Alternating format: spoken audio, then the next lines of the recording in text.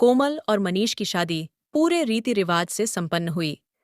लेकिन शक करने की आदत का शिकार मनीष अक्सर कोमल को उसके मित्र महेश से रिश्ते को लेकर उल्हाने देने से नहीं चूकता था।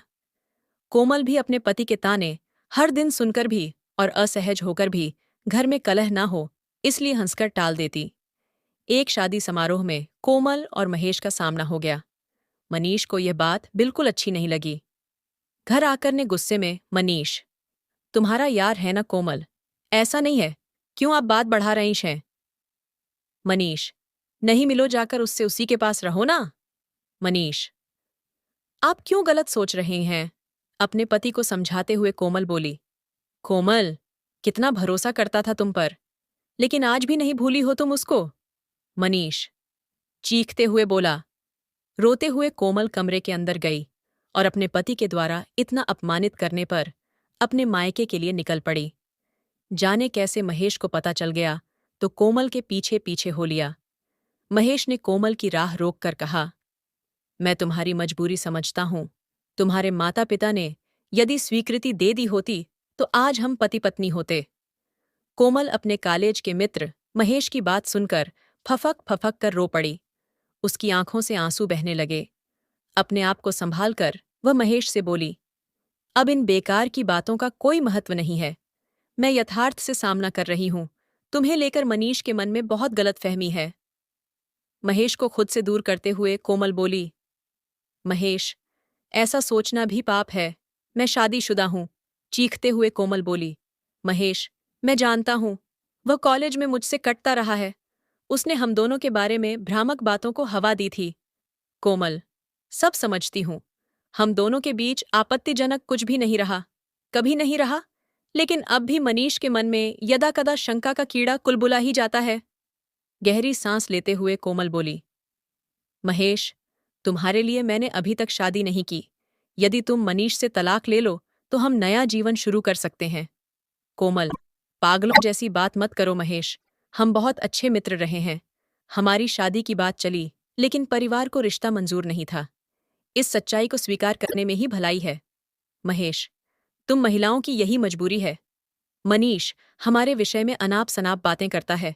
ये सब सहन कैसे कर लेती हो? कोमल, मनीष बहुत सुलझे हुए पति हैं। धीरे धीरे उनकी यह गलतफहमी दूर हो जाएगी। महेश, मनीष के शक का कीड़ा कभी मरने वाला नहीं। तुम दोनों का जीवन बर्बाद हो जाएगा। कोमल का मन महेश की बात सुनकर थोड़ी देर के लिए विचलित होता है। उसको लगता है महेश सही कह रहा है। उसके साथ कभी सुख कहाँ ही मिला है आखिर। मुझे भी तो सुख पाने का अधिकार है, मेरे इतने त्याग समर्पण का। आखिर मनीष ने क्या सिला दिया? मैं चाहे जितना करूं, मनीष को गलत ही लगता है। यही सोचकर महेश से कुछ बोलने ही वाली थी। उतने में कोमल की मन से आवाज आती है, नहीं, ये गलत है, पाप है। मनीष जैसा भी पति है, 7 फेरे लिए हैं, उसके साथ वचन दिया है जन्म जन्म का, और इतनी जल्दी उसको छोड़ देने का फैसला। तेरे अपनों को दुहक होगा।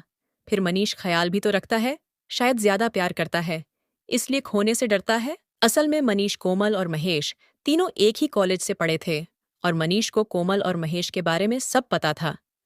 महेश भी कोमल को प्यार करता था। मनीष ने शादी के बाद कोमल को कभी किसी भी बात के लिए रोका टोका नहीं। आज तक कभी भी किसी से बात करने से, काम करने से कभी नहीं रोका। बस जब बात महेश की होती है तब वो बौखला सा जाता है। कोमल यही सब सोच रही थी। अब उसे एहसास हो रहा है, हो न हो, मनीष को पता था कि महेश अभी भी मुझे प्यार करता है। उसे बस यही डर है कि कहीं मेरे मन में अभी भी महेश के बारे में किसी प्रकार का प्यार या फीलिंग्स तो नहीं, जिसकी वजह से मैं फिर से महेश के बारे में सोचना शुरू कर दूं। फिर कोमल ने सोचा कि अगर ठीक इसका उल्टा होता, कि मनीष की कोई गर्लफ्रेंड होती जिसके लिए मनीष की फीलिंग्स अभी भी होती और वो आस पास रहती, बार बार जाने अनजाने मिलती, तो मुझे भी तो बहुत बुरा लगता। दरअसल महेश के साथ उसका ऐसा ही था। शादी के बाद भी जाने अनजाने महेश के साथ उसकी मुलाकात हो ही जाती थी। अब उसे बात समझ आ रही थी। उसे अपना रिश्ता और मजबूत करने की जरूरत थी, और उसका जीवन अब मनीष से था, जिसमें महेश का कोई महत्व नहीं था। अगर मनीष को पसंद नहीं तो महेश से जो थोड़ा बहुत मिलना हो रहा है वो भी क्यों किया जाए? इतना हक तो मनीष का है।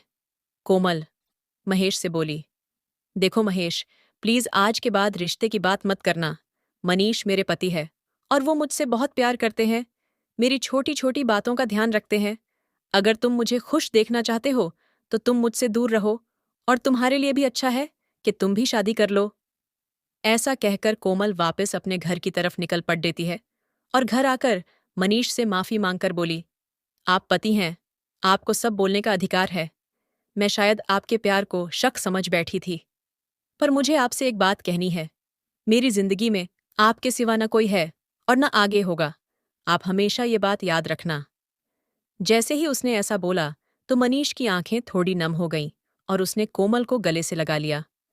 उसके बाद उन्होंने हंसते खेलते एक अच्छे नए रिश्ते की शुरुआत की।